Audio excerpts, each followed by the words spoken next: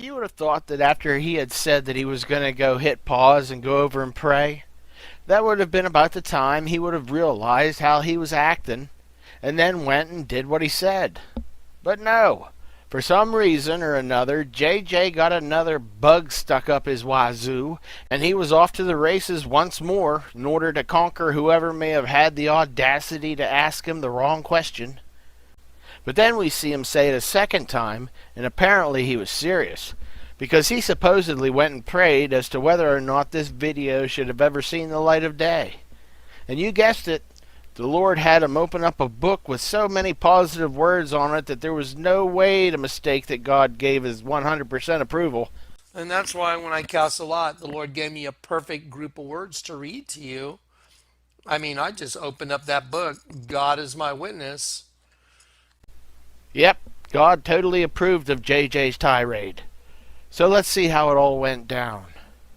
I'm going to go over there and I'm going to pray and I'm going to say, Lord, I know, you hear everything, you know everything.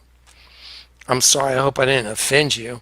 I hope it's all right. If it's not all right, you'll never get to see this segment of this video. So sometimes when I really need an answer, so I went over there and I prayed and I said, look, I'm sorry, man. I need to just vent. If you want me to erase the whole thing and start over, you got it. And so anyway, I walked over there in the kitchen. I prayed. I said, look, I'm sorry. I know I don't want to cast aspersions on your name.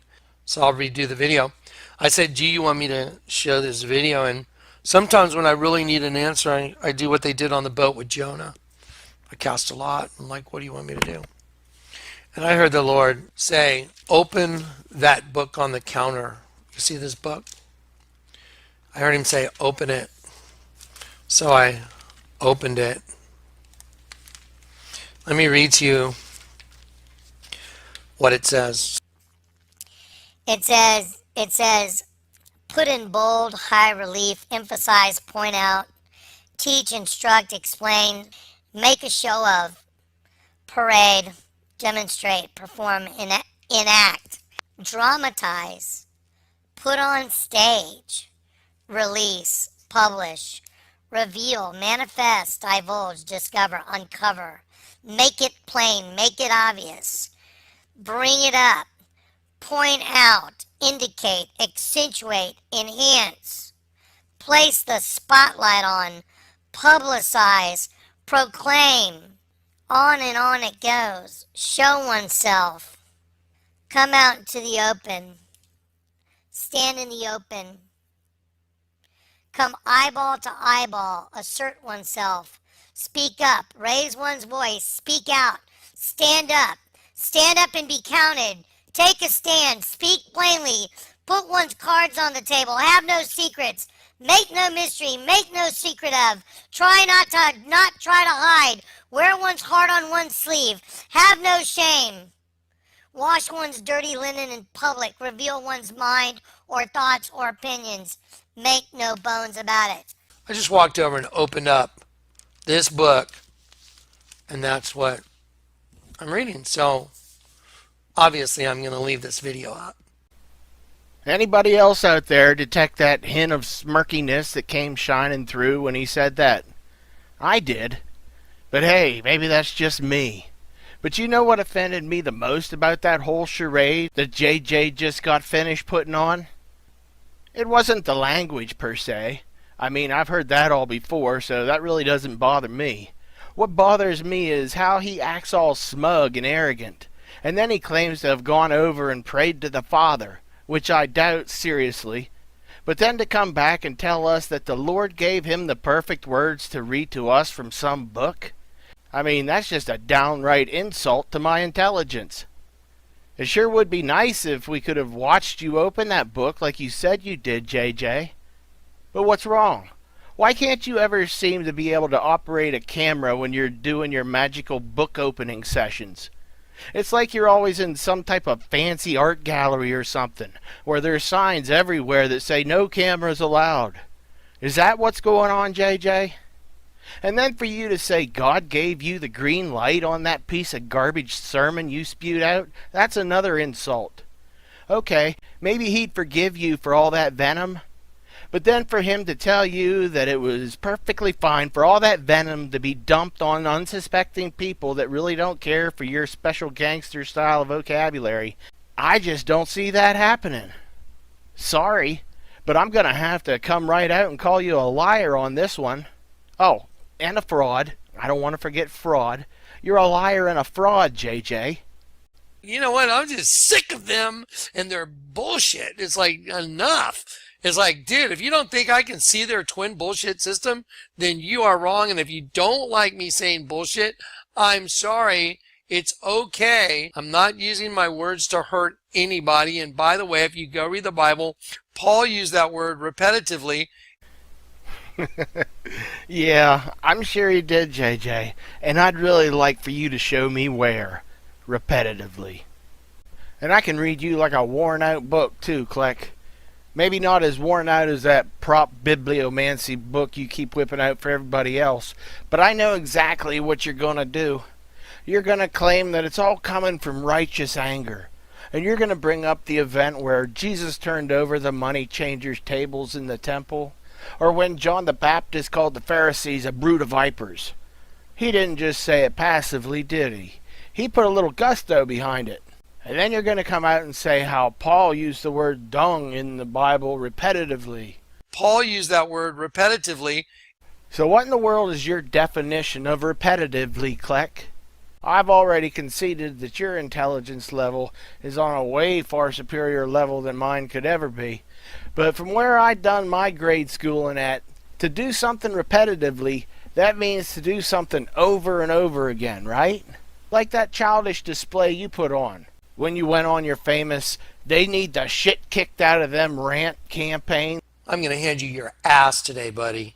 They need the shit kicked out of them. I'm like, that's the demonic Johnny. This is the angel Johnny.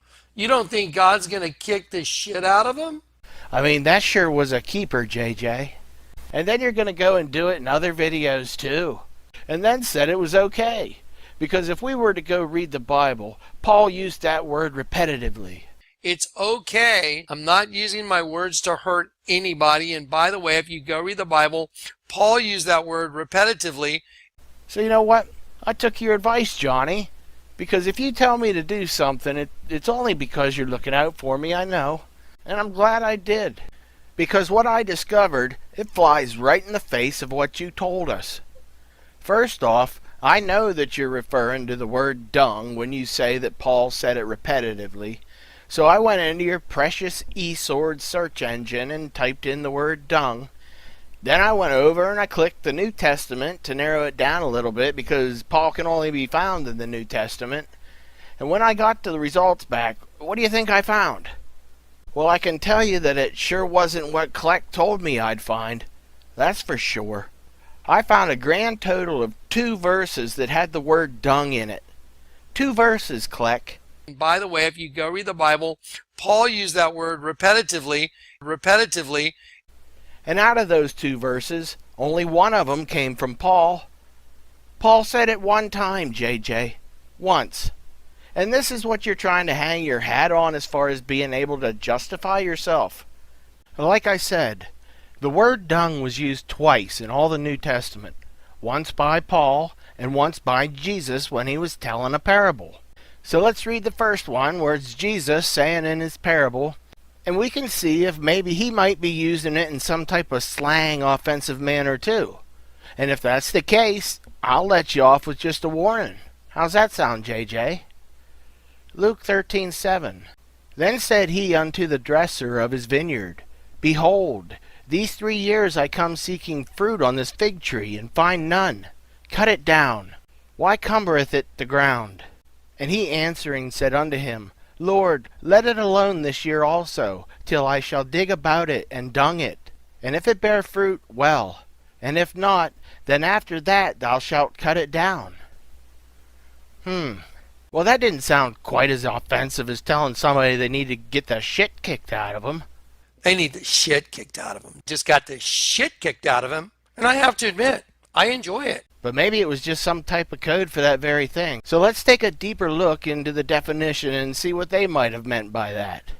And in this particular instance, dung was made up of 2 separate words. And those words were G906, which is a verb meaning to throw, to dung, or to throw down.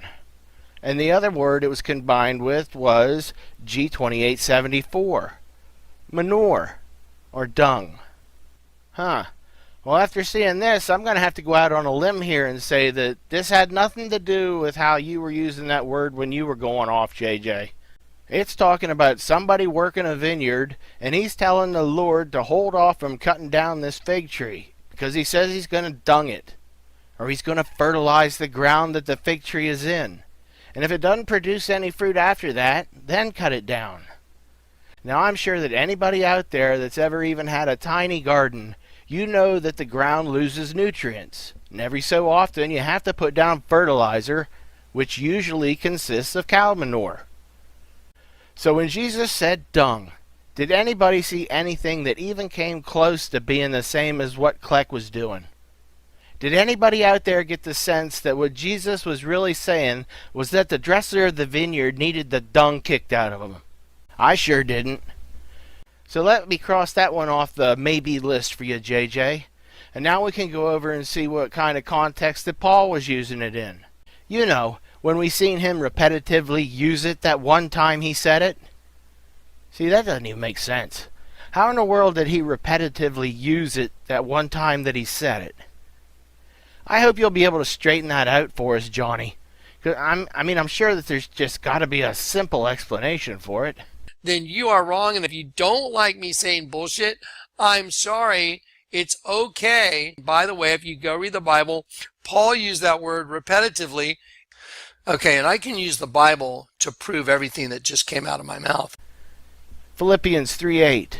Yea, doubtless, and I count all things but loss for the excellency of the knowledge of Christ Jesus my Lord, for whom I have suffered the loss of all things, and do count them but dung, that I may win Christ. Does anybody out there remember the expression being thrown to the dogs or thrown to the wolves?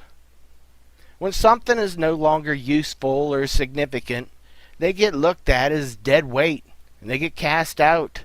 They weren't looked at as being useful or needed anymore, so they were considered worthless. And what we're seeing here in Philippians 3:8, when we look at the definition of dung, G4657, it was basically along those very lines. You see, G4657, what is thrown to the dogs? That is refuse, dung. And this particular use of the word has absolutely nothing to do with excrement of any kind. It has to do with something being considered so useless and worthless that it's not doing you any good anymore, so you just get rid of it. You throw it to the dogs. And that's exactly what Paul was describing. In short, Paul was saying that he's lost everything just to be able to follow Christ.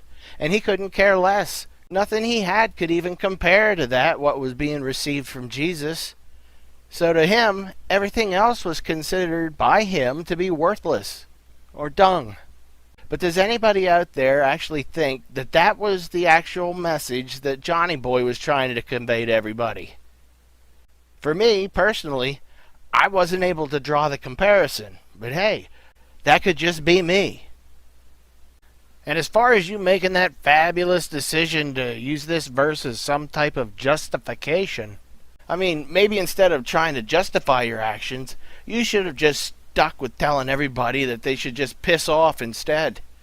They can piss off because they're wrong. At least that way we wouldn't have had an avenue to follow, to where we're discovering yet again that you either don't know what you're talking about or you're lying. At least those are the two most frequent options that I end up finding when I actually dig into what you're telling everybody. Because what I found out is you fall into probably one of three groups here. One, it appears that you've never even read the Bible when it comes to the use of that word. Two, you don't have a clue as to what the word repetitively means. Or three, you're just a bold-faced liar who tried to use that as an excuse to cover up for all your foul-mouthed rants that you go on. Maybe you could enlighten us into which answer you want to pick, JJ. I'm going to go with the bold-faced liar, but that's the one I would usually pick anyways, so that's no big surprise. No, is it? Ooh, what about winner winner chicken dinner? Yes. And one more thing I needed you to clear up for me before I end this. Exactly who again am I calling the liar? Is it you, JJ? Or was it the Spirit working through you that had you tell everybody that Paul used that word repetitively? Then you are wrong. And if you don't like me saying bullshit, I'm sorry. It's okay. And by the way, if you go read the Bible, Paul used that word repetitively. I mean, either or is fine with me. You or the Spirit. I'm just trying to figure out which one of you two are lying to me. Okay then, JJ. I mean, it was really nice talking shit with you today. But I ran across something really stupid that you did in the book of Isaiah, and you claim it to be the truth. Or maybe it was the Spirit. I don't know. But either way, one of you two did something really stupid in Isaiah, and I want to start working on it. So I'll see you again real soon, JJ. Yes, I'm at peace. The Lord made me at peace.